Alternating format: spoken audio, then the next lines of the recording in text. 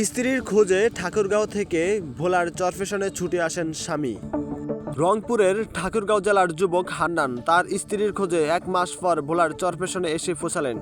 দীর্ঘদিন ধরে স্ত্রী আয়েশা বেগমের কোনো খোঁজ না পেয়ে চরম উদ্বিগ্নে দিন কাটছেন তিনি। জানা গেছে, ঢাকা গার্মেন্টসে কাজ করার সময় হান্নানের সঙ্গে পরিচিত হয় চরফ্যাশনের মেয়ে আয়েশা বেগমের। তখন হান্নান অটো রিকশা চালাতেন। ধীরে ধীরে তাদের সম্পর্ক ঘনিষ্ঠ হয় এবং এক পর্যায়ে তারা পরিবারের সম্মতিতে বিবাহ বন্ধনে আবদ্ধ হয়। বিয়ের পরবর্তী সময়ে দাম্পত্য জীবন খুব ভালোই চলছিল। তারা দুইজন ঢাকার মিরপুরে এক বাসা ভাড়া নিয়ে থাকতেন।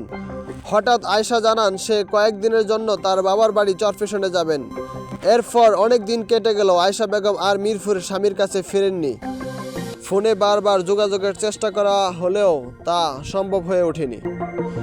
তারপরে ঠাকুরগাঁওয়ের যুবক হান্নান নিজেই ছুটে এলেন ভোলার চরফ্যাশনে স্ত্রীর খোঁজে। বিস্তারিত ভিডিওতে।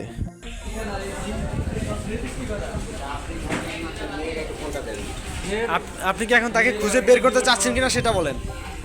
আপনি খুঁজে বের করতে চাচ্ছেন? আপনি যদি খুঁজে বাইর করতে চান সহজ ব্যাপারে, তাহলে বাইরটাকে দুটো তো খোলা করে সহজ ব্যাপারে। আচ্ছা, আপনি ওই যে আইডি কার্ডটা দেন। আচ্ছা, আপনাকে দেখাচ্ছি না, আপনার সমস্যা নেই। আপনার আইডি কার্ডটা একটু দেখেন। ও মেয়ের তো বের করবো, তাই না? মেয়ের আইডি কার্ডটা দেখেন। সহজ এর বেরে সহজ আছে কিছু নেই। আইডি কার্ড বের করেন, কামির নামা বের করেন দেখি। অন্য ব্যাপারে কে নিয়ে উনি হচ্ছে যে বিয়ে করছে, ওনার বাড়ি হচ্ছে ঠাকুরগাঁও। এখন উনি বিয়ে করছে চরফ্যাশনের মেয়েকে। এখন ওনার সাথে সংসার করার পরে মেয়ে চলে এসেছে আর কি। এটাই। আচ্ছা, আপনার চেহারা ব্লার করে দিবে। আপনি একটু ঘটনাটা বলেন। আপনার মুখে নিব না। আপনি এতটুকু ধরা আছে, আপনি নিচে ধরা আছে, আপনি বলেন।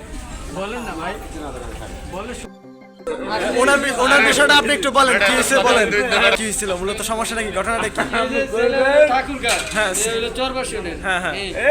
তিন মাস কারণ মিয়া। হ্যাঁ, সব শুরু থেকে বলেন। বিয়ে করার পরে 26 দিন সংসার করবে। সংসার করার পরে মেয়ে কইছে যে গ্রামে যাই, আসতে আসছি আমি কয়েকদিন বেড়ে আসবে। হ্যাঁ। পরে মেয়ে আর আসলো না। আজকে এই যে আমলাকে এই বাইকে যাইতে আছে, লঞ্চে দেখা হয়েছে, আমলাকে কথা বলে সব কিছু বলছে। তার সাথে কামিনের কাগজ আছে, আইডি কার্ডের ফটো আছে। সে যাইতে চায় মেয়েদের বাড়িতে। আমি তার বাপ মার সাথে কথা বলে দেখি কেন সে আসবো না।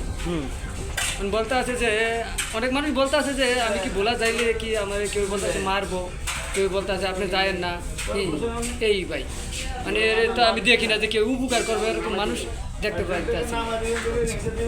স্থানীয়রা জানান, বিষয়টি পারিবারিক কোনো ভুল বোঝাবুঝি নাকি অন্য কিছু তা এখনও পরিষ্কার নয়। হান্নান প্রয়োজনে আইনগত সহযোগিতা নেওয়ার কথাও বিবেচনা করেছেন।